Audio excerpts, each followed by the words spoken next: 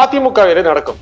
ஏன்னா தேர்தல் முடிவுக்கு வர்றதுக்கு முன்னாலே அதிமுகவில் சலசலப்புகள் உருவாகிவிட்டன இந்த பல செய்திகள் வந்துட்டு இருக்கு. இப்போ 33 தொகுதியில போட்டி போடுறாங்க. எக்ஸப்ட் தேமுதிக பெரிய கூட்டணின்னு எதையும் சொல்ல முடியாது நம்ம.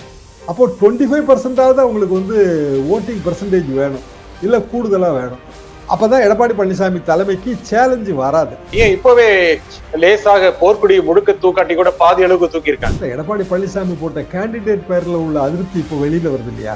கட்சிக்கு பெரிய அளவுக்கு தொடர்பு இல்லாத கேண்டிடேட் தான் பெரும்பாலும். அப்போ கேண்டிடேட் சரியா வேலை பார்க்கல, லாஸ்ட் மைல் கனெக்டிவிட்டி இல்லை, இந்த குறைபாடுகள் தேர்தல் முடிவு வருவதற்கு முன்பே வாக்குப்பதிவு முடிஞ்ச உடனே வந்துருச்சு.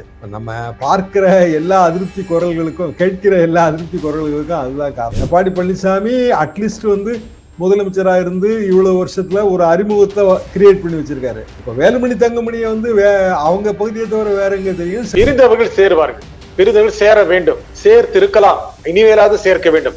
இப்படிப்பட்ட நிர்பந்தங்கள் கொடுக்கப்படும் எடப்பாடிக்கு அதுக்கு அவரு சரண்டர் ஆவரா? அதாவதுங்க, அதிமுக ஒன்றுபட்ட அதிமுக தான் வலிமையான திமுக கூட்டணியை எதிர்க்க முடியும். அதுல யாருக்கும் மாற்றுக்கத்து இருக்க வழியே கிடையாது. எம்ஜிஆர் கண்டெடுத்த இரட்டை இலை, ஜெயலலிதா போற்றி பாதுகாத்த இரட்டை இலை யார்கிட்ட இருக்கு? அது இன்னைய தேதிக்கு எடப்பாடி பழனிசாமி தான் இருக்கு. இந்த தேர்தலில் வருகிற நெருக்கடி தாண்டி விட்டு மீண்டும் அதிமுகவின் ஒரே தலைவராக நிலை நிறுத்தப்படுவார் அல்லது நின்று விடுவார், ஸ்டெபிலைஸ் ஆயிடுவார். அப்படி நினைக்கிறீங்க? நான் அப்படிதாங்க நினைக்கிறேன்.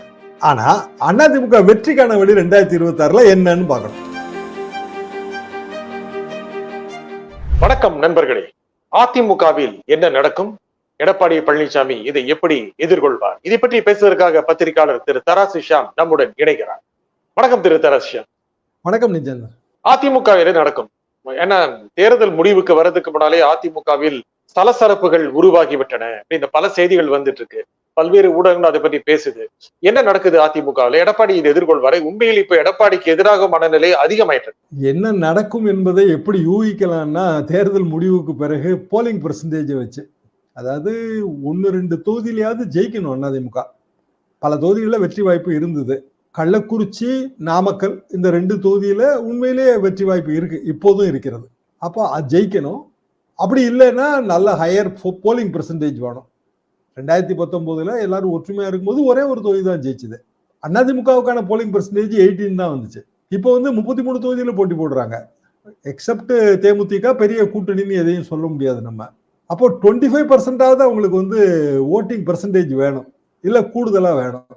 அப்பதான் எடப்பாடி பழனிசாமி தலைமைக்கு சேலஞ்சு வராது. தேர்தல் முடிவு வாக்கு சதவீதம் எல்லாம் காட்டும் அப்படின்னு ஏன் இப்பவே லேசாக போர்க்குடி முழுக்க தூக்காட்டி கூட பாதி அளவுக்கு தூக்கி இருக்காங்க. எடப்பாடி பழனிசாமி போட்ட கேண்டிடேட் பேர்ல உள்ள அதிருப்தி இப்போ வெளியில வருது இல்லையா? கேண்டிடேட் அவங்க ஸ்பெண்டபிலிட்டியை வச்சு போட்டாங்க, வின்னபிலிட்டி வச்சு போடல. கட்சிக்கு பெரிய அளவுக்கு தொடர்பு இல்லாத கேண்டிடேட் தான் பெரும்பாலும். அப்போ கேண்டிடேட் சரியா வேலை பார்க்கல, லாஸ்ட் மைல் கனெக்டிவிட்டி இல்லை, இந்த குறைபாடுகள் தேர்தல் முடிவு வருவதற்கு முன்பே வாக்குப்பதிவு முடிஞ்ச உடனே வந்துருச்சு. இப்ப நம்ம பார்க்கிற எல்லா அதிருப்தி குரல்களுக்கும், கேட்கிற எல்லா அதிருப்தி குரல்களுக்கும் அதுதான் காரணம். எடப்பாடி பழனிசாமி தலைமைக்கு சேலஞ்சான்னு நம்ம பார்க்கணும் இல்லையா? ஆமா.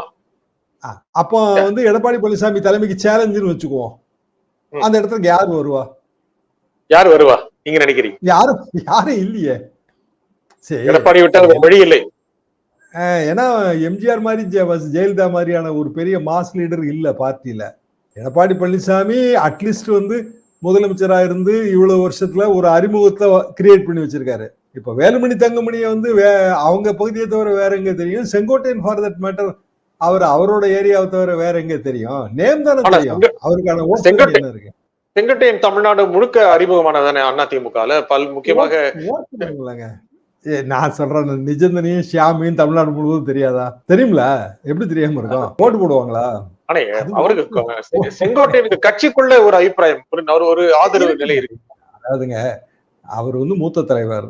அவரு எம்ஜிஆர் காலத்துல இருந்து இருக்காரு, அம்மா காலத்துல இருந்து இருக்காரு. நடராஜன் அந்த காலத்துல, சசிகலா அவரோட கணவர், 89 இந்த காலகட்டங்கள்ல, அவரு 88 அந்த காலகட்டத்துல அரசியல் பண்ணும்போது அநேகமா டெய்லி நைட் அவரை மீட் பண்ணுவோம். ஏன்னா நமக்கு பத்திரிகையாளர்களுக்கு சோர்ஸ் ரொம்ப முக்கியம், உங்களுக்கே தெரியும். ஸோ நியூஸ் வேணும். நைட்டு அந்த பீமநகர் ராவ் கார்டன் தெருவில் ஒரு வீடு இருந்துச்சு. 7 o'clock இல்லை 7:30 போயிட்டு 9 மணி 10 மணிக்கு தான் வெளியிலே வருவோம். அவரு அரசு அதிகாரி வேறையா, நிறைய தகவல்கள் கொடுப்பார். தகவல் களஞ்சியம் அவரு. எப்போதுமே பெர்மனண்டா அங்க வந்து செங்கோட்டையன் இருப்பாரு. ஏதாவது வெளியில உட்கார்ந்துருப்பாரு, இல்ல உள்ள உட்கார்ந்துருப்பாரு. பெர்மனண்டா பார்க்கலாம் அவரை. என்னன்னா கட்சியோட ஒரு முக்கியமான தலைவர்கள் அவர் ஒருத்தர். ஆனா போர்க்கொடி தூக்கி கட்சியை பிளவுபடுத்தி விடுவார் அப்படின்னு எனக்கு உண்மையிலேயே தோணல. அதிமுக எனக்கு வந்து 72ல இருந்து உள்ளும் புறமும் அறிந்தவன்கிற முறையில போர்க்குரல் தூக்க வேண்டிய அளவுக்கான மாஸ் லீடர்ஷிப் இன்னைய தேதிக்கு இல்ல. எப்பெல்லாம் போர்க்குரல் தூக்கப்பட்டதுன்னு யோசிச்சு பாருங்க. ஜனகம்மா காலத்துல ஏன் ஜெயலலிதாவுக்கு மாஸ் லீடர்ஷிப் இருந்துச்சு. ஜெயலலிதா காலத்துல ஏன் திருநாவுக்கரசுக்கு மாஸ் லீடர்ஷிப் இருந்துச்சு. ஒரு ஓட்டு வங்கி லீடர்ஷிப் எல்லாம் இருந்துச்சு. கம்யூனிட்டி பேக்கு எல்லாம் இருந்துச்சு. அப்படியான ஒரு நிலைமை வந்து அதிமுக இன்னைக்கு வந்து எடப்பாடியை தவிர வேற யாருக்கும் இல்ல. போர்க்கொடியெல்லாம் தூக்க முடியாது. போர்க்குரல் எழுப்பலாம், அவ்வளவுதான். அது கட்சிக்குள்ள வேற அது பிரதிபலிக்கணும். என்ன கேண்டிடேட் போட்டீங்க, சரியா போட்டிருந்தா கொஞ்சம் 2 சீட் ஜெயிச்சிருக்கலாம். எவ்வளவுதான் அவ்வளவுதான் அதிருப்தி குரல். அதாவது நான் கோயம்புத்தூர்ல வந்து இவரை போட்டிருக்கல, அவரை போட்டிருக்கலாம், இந்த மாதிரியான ஈரோட்ல போட்டிருக்கலாம். இப்படியான அதிருப்தி குரல். பெரும்பாலும் இதுக்கு என்ன காரணம்னா கடைசி நேரத்துல சரியா பணி புரியல, பூத் ஏஜென்ட்டுக்கு பணம் போய் சேரல, அப்புறம் வந்து ஒரு 6-7 நாளா ஆப்சென்ட் ஆயிட்டாங்க. வேட்பாளர்கள் நிறைய பேர் 6-7 நாள் வந்து சைலண்ட் மோடுக்கு போயிட்டாங்க. அப்போ வந்து அது செட்டிங்ஸ்ல போய் சைலண்ட் மோடுக்கு போட்டுட்டு திருப்பி சைலண்ட் மோடை எடுக்க மறந்த செல்போன் கதையாகி போச்சு. அது செல்போன் ரிங் பண்ணல, அவர் எங்க இருந்து எடுத்து பேச. இப்படி வந்து அந்த அதிருப்தி இருக்கு. ஏன்னா என்னோட நண்பர்கள் கிட்டத்தட்ட எல்லாரும் பல தொகுதிகளில் பணி புரிஞ்சவங்க, இவங்க எல்லாமே என்னோட நண்பர்கள் தான் ரொம்ப வருஷமா. அவங்க கிட்ட என்னங்க தேர்தல் எப்படி இருந்துச்சு, யார் ஜெயிப்பா, இது நம்ம கேட்டுட்டே தானே இருப்போங்க பத்திரிகையாளர்கள். வாக்குப்பதிவு முடியும் போதும் கேட்போம், முந்தியும் கேட்போம், பிந்தியும் கேட்போம். அப்போ ஒவ்வொருத்தரும் சொல்லும் போது இல்லைங்க இன்னும் கொஞ்சம் அவங்க வேலை பார்த்துட்டு இருந்தாங்கன்னா கண்டிப்பா பெரிய ஓட்டு வாங்கியிருக்கலாம். அதாவது எப்படி பாக்குறாங்கன்னா அதிமுக அதிகப்படியான தொகுதியில இப்பதான் போட்டி போடுது. எம்பி தொகுதியை பொறுத்த வரைக்கும் ஜெயலலிதா காலத்திலே வந்து 98ல ரொம்ப கஷ்டமான சூழ்நிலையில, கட்சி ரொம்ப கஷ்டமான சூழ்நிலையில மதிமுகவுக்கு 5 தொகுதி, அப்புறம் பாமகவுக்கு 5 தொகுதி, பிஜேபிக்கு 5 தொகுதி, 15 தொகுதி பெரிய பார்ட்டிக்கு, சுப்பிரமணியசாமிக்கு ஒரு தொகுதி, வாழப்பாடி ராமமூர்த்திக்கு ஒரு தொகுதி, 17 தொகுதி போயிருச்சு. அதிமுக நின்னதே வந்து 40ன்னு பாத்தீங்கன்னா 23 தொகுதி தான், 39 பாத்தீங்கன்னா 22 தொகுதி தான். அப்போ இப்போ 33 தொகுதி. இப்போ இயல்பாக அவங்களோட செல்வாக்கு நிறைந்த கொங்கு மண்டலத்துல அவங்க பெரிய அளவுக்கு தேமுதிகவுக்கு சீட்லாம் ஒதுக்கல. அப்போ அந்த ஏரியால எல்லாம் ஒரு தொகுதிக்கு ஒரு பாராளுமன்ற தொகுதிக்கு 3 லட்சம் 3 லட்சம் ஓட்டு வரணும்னு ஒரு கணக்கு வச்சிருக்காங்க. கோர் ஓட் பேங்க் இழந்தா கட்சி வந்து காணாம போயிடும். அப்போ 3 லட்சம் ஓட்டு வந்தா கொங்கு மண்டலத்துல 10 தொகுதி, அதுல வந்து 35 லட்சம் ஓட்டு, மீதி எல்லாம் சேர்ந்தா வந்து இத்தனை லட்சம் ஓட்டு, ஆக மொத்தம் இந்த பெர்சன்டேஜ், இப்படிங்கிற ஒரு கணக்கை எல்லாருக்கும் உண்டுங்க. தோராய கணக்கு தான், குத்து மதிப்பு கணக்கு தான். அந்த கணக்குக்கு வராதோங்கிற ஒரு சந்தேகம் இப்ப இருக்கு. என்ன காரணம்னா அந்த வேட்பாளர்கள் அந்த பணி புரியல. பிரிந்தவர்கள் சேருவார்கள், பிரிந்தவர்கள் சேர வேண்டும், சேர்த்திருக்கலாம், இனிமேலாவது சேர்க்க வேண்டும். இப்படிப்பட்ட நிர்பந்தங்கள் கொடுக்கப்படும் எடப்பாடிக்கு, அதுக்கு அவரு சரண்டர் ஆவரா?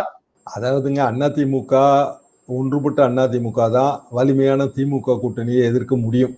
அதுல யாருக்கும் மாற்று கருத்து இருக்க வழியே கிடையாது.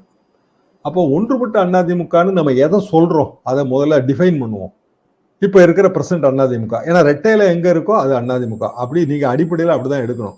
எம்ஜிஆர் ஜெயலலிதா லிகசியா யார் வேணாலும் கிளைம் பண்ணலாம், ரெட்டையில இருக்கணும்ல. எம்ஜிஆர் கண்டெடுத்த ரெட்டையிலை, ஜெயலலிதா போற்றி பாதுகாத்த ரெட்டையிலை யார்கிட்ட இருக்கு? அது இன்னைய தேதிக்கு எடப்பாடி பழனிசாமி தான் இருக்கு, வேற ஏதாவது கோர்ட்டு தீர்ப்பு மாத்தி வந்தாலுடைய. அப்போ இன்டகிரேட்டட் ஏடிஎம்கேல யாரெல்லாம் அங்கம் வகிக்கணும், அவங்களுக்கு என்ன ஓட்டு வங்கி, இதான கேள்வி. சசிகலா அங்கம் வகிக்கணும், ரைட்டு. ஓட்டு வங்கி அவங்க என்ன அமைப்பு வச்சிருக்காங்க, என்ன ஓட்டு வங்கி இருக்கு? இப்போ அவங்க தேர்தல் வாக்குப்பதிவு எல்லாம் முடிஞ்ச பிறகு ஒரு ஃபார்ம் எல்லாம் அனுப்புனாங்க எல்லாருக்கும். எத்தனை ஃபார்ம் வந்துச்சு, அது எங்க அந்த ஃபிகர் சொல்லியிருக்காங்களா? சசிகலாமா பெங்களூர்ல இருந்து வந்தப்போ எழுச்சி இருந்துச்சு, அப்ப எடப்பாடி பழனிசாமி ஆட்சி, அந்த எழுச்சியெல்லாம் அவங்க மிஸ் பண்ணிட்டாங்க. அவங்க பெங்களூர் சிறைவாசத்துக்கு போய் 2017 இன்னைக்கு 7 வருஷம் ஆகி போச்சு. அதிமுகல ஏகப்பட்ட மாற்றம். அப்ப எப்படி திடீர்னு வந்து அதிமுக அவங்க கேப்சர் பண்ணாலும் எப்படி வழி நடத்த முடியும்? அவங்களும் எம்ஜிஆர் ஜெயலலிதா கிடையாது. சரி, டிடிவி அவர் முதல்ல தெளிவா சொல்லிட்டாரு, நான் தனி கட்சிங்க, தனியா வந்து நான் கிட்டத்தட்ட 5 வருஷத்துக்கு மேல ஆக போகுது, வெற்றிகள் தோல்விகள் எல்லாம் பார்த்தாச்சு, ஒரு கூட்டணி பிஜேபி கூட்டணியில அங்க வச்சாச்சு, இனி எப்படி அவர் அதிமுக கூட்டணிக்கு தானே வருவார தவிர கட்சியை கழிச்சிட்டு வந்து சேர மாட்டார்ல. சோ அது இல்ல. அப்போ ஓபிஎஸ் அவர் ராம்நாட்ல எவ்வளவு ஓட்டு வாங்குவாருன்னு நமக்கு எப்படி தெரியும்? சில பேர் நண்பர்கள் என்ன சொல்றாங்கன்னா ரொம்ப கஷ்டங்க, 20% ஓட்டு வந்தா அதிகம் அப்படின்றாங்க. சில பேர் அது ஜெயிச்சிருவாங்க. இல்ல, எனக்கு அதுல நம்பிக்கை இல்லைங்க. ஜெயிக்கிற வாய்ப்பு கிடையாதுங்க. செகண்ட் வந்தாருன்னா உண்மையிலேயே பெட்டர். அதுக்கும் கீழே போனாருன்னா இடிக்கும். ஏன் ஜெயிக்கிற வாய்ப்பு இல்லைன்னு சொல்றேன்னா, அந்த திமுகவோட அந்த அமைப்பு ரீதியான பலம், அந்த ஏற்கனவே இருக்கிற முஸ்லீம் லீக் வேட்பாளரோட அறிமுகம், அப்புறம் பிற ஓட்டு வங்கிகள், இப்ப யாதவ ஓட்டு வங்கி, இப்படி நமக்கு ஓட்டு வங்கி கணக்கு ஒண்ணு இருக்குல்ல, அதெல்லாம் நீங்க தாண்டி வர முடியாது ஜனநாயகத்துல. சோ வெற்றிங்கிறது திமுகவுக்கு தான், ராமநாதபுரத்தை பொறுத்த வரைக்கும். 2வது இடம் யாருக்குங்கிறது கேள்வி. இப்ப அபிஷியல் அதிமுக கேண்டிடேட்டை தாண்டி 2வது இடம் ஒரு வந்துட்டாரு அப்படின்னா, ஓபிஎஸ் வந்து நான் தான் அதிமுகன்னு கிளைம் பண்ணலாம். எத்தனை தொகுதியில கிளைம் பண்ண முடியும்? சரி, அவர் சுயேட்சையா தானே போட்டி போடுறாரு திருப்பி. எம்எல்ஏ பதவிக்கு அது ஆபத்து, கரண்ட் எம்எல்ஏ பதவிக்கு. என்னன்னா அது வாலண்டரிலி குவிட்டிங். பழைய அந்த அது சேம் கிரவுண்ட்ல தானே முன்னாடி சேடபடி முத்தியா ஜி விஸ்வநாதனையும் அளவுக்கு திருநாகரசையும் தூக்குனாரு. மதிமுகவுக்கு கூட்டத்துக்கு போனாங்கிற ஒரே ரீசன் தான். நீங்க கட்சியில இருந்து நீக்கிட்டாங்க அவங்க 2 பேரையும். கட்சி சாராத எம்எல்ஏக்கெல்லாம் சட்டமன்றத்தில் இருந்தாங்க. மாற்று கட்சிக்கு போன உடனே இவர் நோட்டீஸ் கொடுத்தாரு, நீங்க வந்து நீங்களே முன் வந்து ராஜினாமா பண்ணதுக்கு சமம், டிஸ்குவாலிபிகேஷன் சபாநாயகர் நோட்டீஸ் கொடுத்தாரு. கதை கந்தல் காலி. சுப்ரீம் கோர்ட் வரைக்கும் அந்த சேடப்பட்டி தீர்ப்பு நின்றுச்சு. இதான் வரலாறு. அதே நிலைமை ஓபிஎஸ்க்கு வரும். ஏன்னா அவர் வந்து சுயேட்சை எம்எல்ஏ போட்டி போடும்போது பிஜேபி ஆதரவு பெற்ற வேட்பாளர் அண்ணாமலை போய் பிரச்சாரம் பண்றாரு. சேம் லாஜிக் தான். கொடுப்பாங்களா இல்லையான்னு நமக்கு தெரியாது. இல்ல ஓபிஎஸ் சேர்த்துக்கலாம் அப்படின்னு நினைக்கிறாங்கன்னு வச்சுக்கோமே, ஃபார் தட் மேட்டர். என்ன பொசிஷன் கொடுப்பாங்க? என்ன கேட்பாரு? அவரு என்ன வேணாலும் கேட்பாரு. நம்ம கொடுக்கணும்ல, கேட்கறது உங்க உரிமைங்க, கொடுக்கறது எங்க பிரியம்ல. என்ன கொடுப்பாங்க? அவரு பொதுச்செயலாளர் கேட்டா கொடுத்துருவாங்களா? அதெல்லாம் கொடுக்க மாட்டாங்க. என்ன அவரு வரலாங்க, யார் வேணாலும் கட்சிக்கு வரலாம், எந்த கட்சிக்கும். காங்கிரஸ் கட்சியில இருந்தும் பிற கட்சிகள்ல இருந்தும் பிஜேபிக்கு போய் வேட்பாளர்களா இருக்கவங்க 109 பேருன்றாங்க. மொத்தம் அவங்க நிறுத்தின 400 வேட்பாளர்கள்ல வேட்பாளரா வந்துடலாம், 100 பேர் வந்துடலாம், 30-40 பேர் ஜெயிச்சிடலாம். மந்திரி பதவி கொடுக்க மாட்டாங்கல்ல, அது இடிக்கும்ல. இப்பவும் என்னங்க திமுக பேர்ல குறை? அதிமுக காரங்களை தானங்க நீங்க மந்திரியா வச்சிருக்கீங்கன்னு கேட்காங்கல்ல. எவ்வளவு பேர் அதிமுக பிரபலங்கள் வந்து திமுக மந்திரியா இருக்காங்க. கட்சியில சேர்றது வேற வழி இல்லை. அது வந்து அந்த வாக்கு வங்கி கணக்குல சேர்த்து விட்டுருவாங்க. பதவி கொடுக்கணும். பதவி கொடுக்கணும்னா அதிமுக இன்னைக்கு தேதிக்கு அது ஆளுங்கட்சி கிடையாது, வேற பதவி கொடுக்க முடியாது. அப்படின்னா கட்சிக்குள்ளதான் பதவி கொடுக்க முடியும். கட்சிக்குள்ள பதவினா ஓபிஎஸ் திருப்பி அதிமுக சேர்ந்தாருன்னா பொருளாளர் பதவி கொடுத்தாலே பெரிய விஷயம். அதுக்கு எப்படி திண்டுக்கல் சீனிவாசன் எப்படி ஒத்துக்குவாரு? அவைத்தலைவர் வேணா கொடுக்கலாம். அதுவும் வந்து தமிழ் ஹுசேனை வந்து அவரை கூல் பண்ணணும். ஏன்னா அவர் சிறுபான்மையினம், அதெல்லாம் ஒரு சிக்கல் வரும். இப்படி இடம் இல்லைங்க, அதான் உண்மை.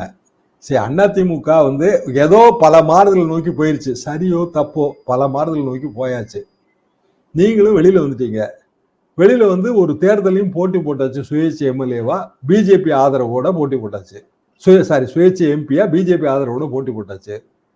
அப்ப அதுக்கு அடுத்த கட்டங்கிறது உங்களுக்கு என்ன? நீங்க ஏற்கனவே தொண்டர்கள் உரிமை மீட்பு குழுன்னு வச்சிருந்தீங்களே, அது அடுத்த கட்டத்துக்கு போச்சா?